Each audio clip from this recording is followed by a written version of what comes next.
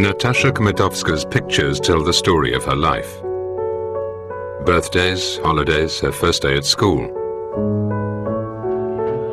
On December 31st, 2004, like many of her friends, she went to the New Year concert in the central square in Skopje. But she never came back. Natasha died of a stray bullet fired at the New Year's party. She was 19 years old.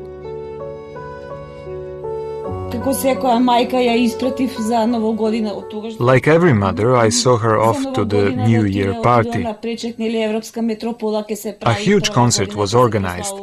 Many young people went and she wasn't a kid. She was 19. She went where she went and she came back home dead. Pictures and memories are all that are left to Natasha's family. All they know is that a bullet from an illicit automatic rifle was fired that night from an unknown direction as celebratory fire. 3 days later, Natasha died in hospital. At first, doctors didn't know the real cause of her wound. It was only after the autopsy that they determined it was a Kalashnikov bullet. Can't be harder to lose a 19-year-old kid. What happened happened, we can't get our child back. But everyone should know, and especially the government, that the situation with arms is very serious. I can't reconcile with the fact that my baby is gone, but at least I want other children to be protected. Can other children feel safe? The gun that killed Natasha will probably never be found. But the real problem in Macedonian society today is that thousands of illegal similar guns are in civilian hands. This huge quantity of illegal weapons is primarily the consequence of the conflict in 2001. During the clashes between the government and Albanian factions, the flow of weapons spiraled out of control. 4 years later, the conflict is over, but the weapons are still there. Together with specialists from UNDP and others, we have established the number of 60,000 to 100,000 illegal arms on the territory of the Republic of Macedonia. We want to point out that it is very hard to come up with an accurate figure. Therefore, it's only an estimation. But we think it's realistic. The first weapons collection operation was conducted by NATO just after the conflict, collecting 3,000 weapons as part of a peace process. A second attempt to disarm civilians was made by the government, with an amnesty for voluntary surrender, which collected 7,500 weapons. According to unofficial estimates, there are up to 400,000 illegal arms in Macedonia. Add to this the 150,000 registered firearms, and you have a massive firepower in the hands of the country's 2 million people. But why are civilians hiding weapons at home if the war is over? One explanation is that they do this out of tradition, but that's not the only reason. The major cause of this is human insecurity, personal insecurity, and weak states. So we have two combined actors. On one hand, the citizens don't feel secure and don't trust that the state is able to provide security for them, so they feel often more comfortable if they possess weapons, even against the state laws. Tetovo was center stage of the conflict in 2001. The situation today is calm, but wounds are still there, and this can be seen in the Tetovo hospital. A team of surgeons works on a daily basis treating war wounds.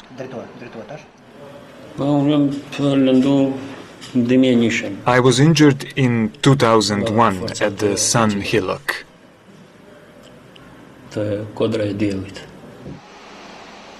Dr. Želedin Elezi says the situation both during the war and immediately after was terrible. He stresses that his colleagues are still confronted with a large number of gun-related injuries.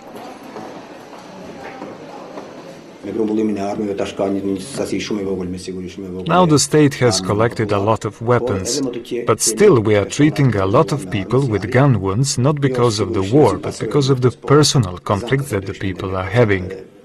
This is a central hospital of Tetovo region, and we often have to treat people with gun wounds.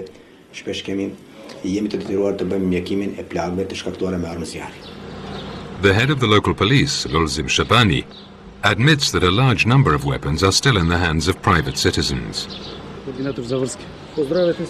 2002 and 2003, many weddings and parties ended up with tragic consequences. A 60-year-old woman was killed on the spot by uncontrolled automatic weapon fire. Also in the village of Brodec, one of the guests shot a teenager born in 1987. Another person was injured.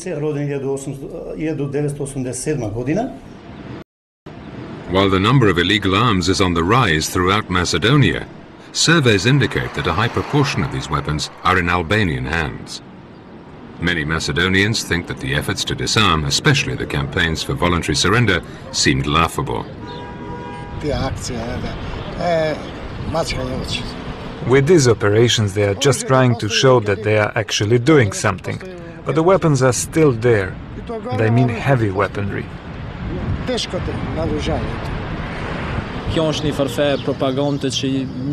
Claims that many people have weapons here and that they might have plans to do something with weapons are just propaganda. I think this is normal if one doesn't exaggerate with shooting. If I were making a party, I would shoot too. Why not? I think that this is a tradition. If you are organizing a wedding, there has to be some shooting.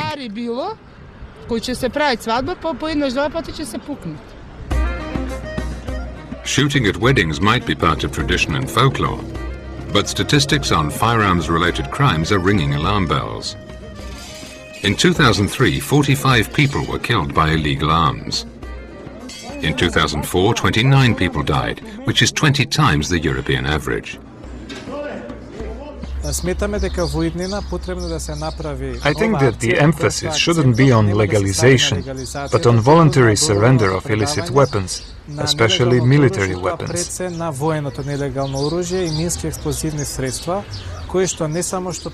latter not only boost crime, but are also a threat to national security. The circulation of illegal weapons is not only a direct threat to individuals, it also fuels criminal activity. The Stability Pact for Southeastern Europe, in partnership with UNDP, has a regional disarmament mission, CSAC, to support the governments of the region in significantly reducing the availability and proliferation of small arms. What may happen is that one country produces, for example, small firearms, and these weapons then are being stolen, or they are, through corruption, being acquired by criminals and sold to other countries or even to terrorists, for example. And we would like to avoid that, of course. So that means that you have to control this stream of weapons and to avoid that they get not only in the hands of small children who might have an accident with it, but also in the hands of criminals or terrorists. Are the arms a threat or a guarantee of security? In neighboring Kosovo, where the concentration of weapons is possibly the highest in the region, people still believe it's good to have an automatic gun, just in case. This exhibition in the Kosovo Museum illustrates well how important the cult of arms is in Albanian society. The exhibition organizer is a former Kosovo Liberation Army fighter. He says that for Albanians, weapons carry a special symbolism. They help the people win freedom and the right to self-determination. Each time when the Albanian people try to solve its national question through peaceful and political means, they never manage to achieve that. That's why they decided to do the opposite, to take the arms to reach their goal. Krasniqi speaks of arms with love and respect. Every gun displayed here has its story, he says, of which future generations will be proud. Since freedom has been won, Krasniqi is calling on citizens to hand over the weapons that have helped reach that goal. But most of the people are not ready for that. A UNDP survey in 2003 estimates that there are more than 400,000 illegal weapons in Kosovo. Albanians might rely on UN and NATO today, but they keep weapons at home because the final status of Kosovo is still unresolved. Voluntary surrender operations have failed miserably in spite of rewards, although registration was successful, with 23,000 weapons being legally registered during the amnesty. The top 3 municipalities were promised community development funds to the tune of $225,000 US. Despite that, and of course there was a benchmark that there should be a minimum of at least 300 weapons surrendered from those municipalities to qualify for the competition. And we found that out of a total of all 30 municipalities, only 155 weapons were surrendered, and the highest from any municipality was 34. Such a meagre result of voluntary surrender actions forced KFOR to launch more searches and seizures of illegal arms. People keep their weapons because of many reasons, I guess. First, maybe a tradition. I was told that an Albanian house without a weapon is not a house. So this is a heavy tradition. Tradition might be part of the explanation, but the key factor is the feeling of personal security. The current situation in Kosovo looks more like a ceasefire than genuine peace, says Albin Kurti. Kosovo certainly has a problem of security, but I think that the main problem is the fact that security is defined only as a military matter, a matter of security forces. The security in Kosovo depends on economic development, on the educational progress and good public and health services. But UNMIK and our institutions have not done anything in this respect, and they don't have any idea how to make progress. That's why we have problems. For Kosovo Serbs living in isolated enclaves, security and freedom of movement are the key issue. They don't trust KFOR or the Kosovo police to ensure their protection. The reason why they keep arms is not only their uncertain future, but also the fear that organized attacks on them, like the ones in March 2004, could recur at any time. And Serbs have no doubts about who is hiding more weapons.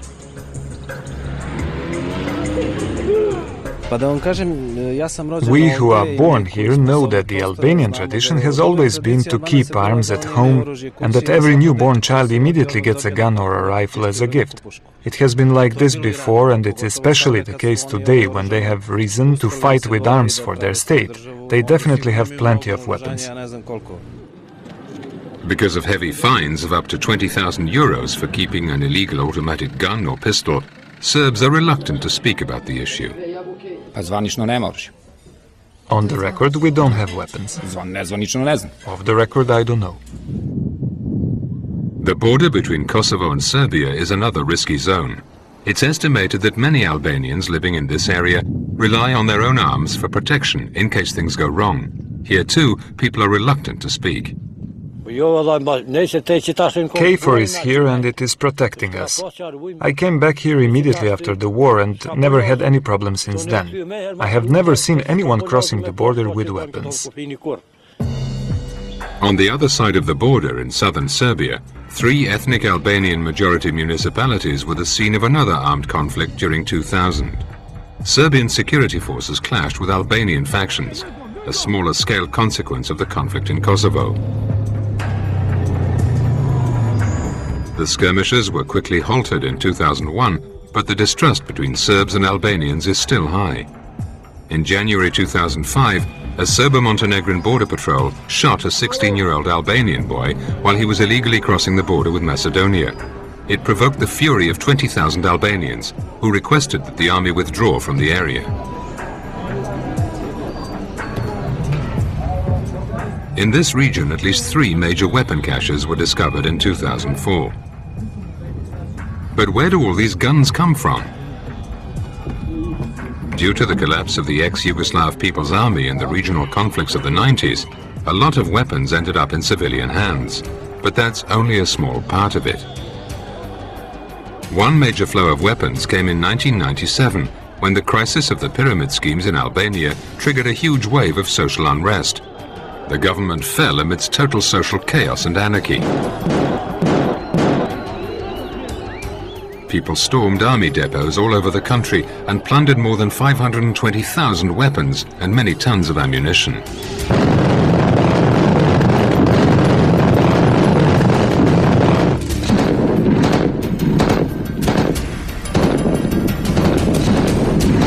These weapons were to fuel successive conflicts in the region. Just a few months later, in 1998, the KLA started its guerrilla operations in Kosovo. In 2000, clashes started in southern Serbia. In the spring of 2001, the conflict ignited in Macedonia. More than a third of the weapons stolen in Albanian depots ended up in neighboring countries. It is true that the Kosovo Liberation Army, as well as the Albanian people in Kosovo, led by the KLA, have been through some very hard times. One of the key factors was to ensure logistics and weapons. I can tell you that between 50 and 60% of our men have been killed on the border while trying to smuggle arms from Albania to Kosovo.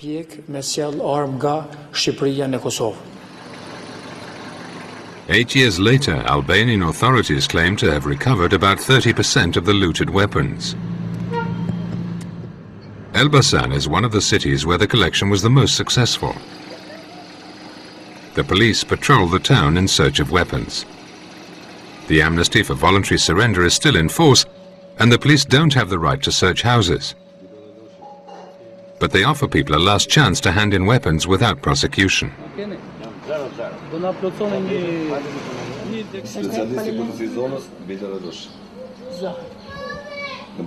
In this house, a woman decided to hand over a damaged automatic rifle, which could still have been useful as a source of spare parts. I have a garden and I was working there when I found this weapon in the earth. It was very dirty. I told my husband and he told me to keep it away from the children. It was hidden and now I decided to give it to the police.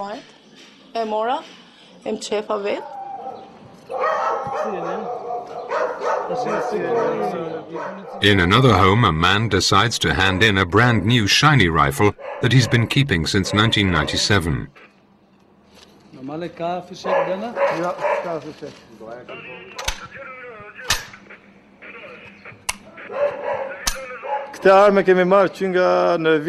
I took this weapon in 1997, when the army collapsed and when the army depots were stormed.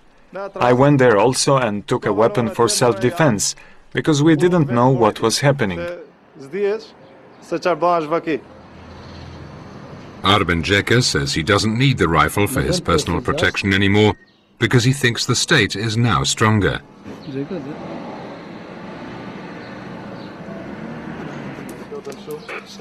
The chief of the Albanian police claims that gun-related crime is decreasing.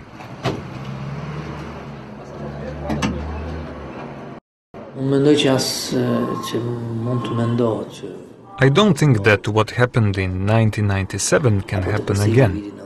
There have been significant steps in rebuilding the state and the rule of law. Legislation has been improved. Many criminal groups have been broken up.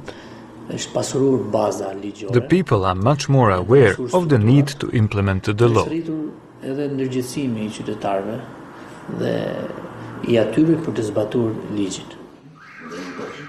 Nevertheless, the majority of Albanians keep their arms at home. 200,000 of them may still be in circulation. The major weapons collection operation is yet to come. Some international organizations think that the government doesn't show enough political will to deal with the problem. It's not really a completely focused effort. And I mean, let's face it, they are collecting, since we stopped providing support, they're collecting approximately 700-800 weapons a month in all of Albania. So if you calculate that there are still 200,000 weapons out there, it's going to take a long time. People need good reasons to hand in their guns. One reason is the fear of prosecution in case a weapon is found. Another reason is to receive a positive incentive. The UNDP in Albania has developed an original system. By introducing a competition among municipalities, the weapons collections proved a success. Backed by a strong awareness campaign, the action started to yield results. A clear proof of the support. I think the competition also generates a community effort rather than an individual effort. In other words, if I own a gun, I could possibly sell that gun, or I could get personal gain from that gun. But by introducing a competition among communities, then the community itself forces the individual to become part of the community and to contribute to the community.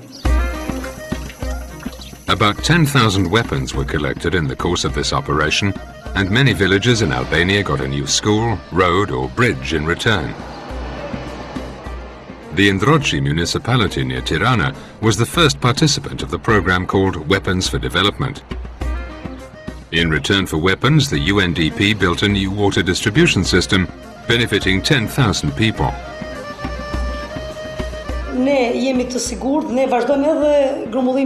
For sure we will continue collecting arms even after 2 projects we won with the UNDP. Together with other municipalities we will continue even if we don't win a project that will personally benefit us. From the collected weapons and ammunition, a bell has been cast on the square in Tirana. The citizens call it the Bell of Peace. This collection model has been successful in the ethnically homogeneous Albania, yet it failed completely in Kosovo, and individual incentives were used to achieve a partial success in Macedonia. Distrust is a key factor in ethnically mixed communities, where the police are perceived to be siding with one community or another rather than supporting the people as a whole. Changing the perception that weapons are a guarantee of safety to the perception that weapons are a real threat might come with the next generation. By educating our children, we should also re-educate ourselves, because in the last 10 years we have learned much more about violence and aggression than about peaceful coexistence that used to be part of our lives not so long ago. For an ethnic Albanian in Tetovo or an ethnic Serb in Kosovo, it'll take a long time before they'll see the state structure as a guarantee of safety. But some isolated voices can be heard, even in places where safety is a primary concern, like in ethnic Serb enclaves in Kosovo. Bad things can happen to every man, but if he has a weapon, he will pull it out and who knows what can happen. But later, when he thinks about what he has done, it's too late. So it's better to throw his weapon away and he will have nothing to worry about. One can solve many things without guns.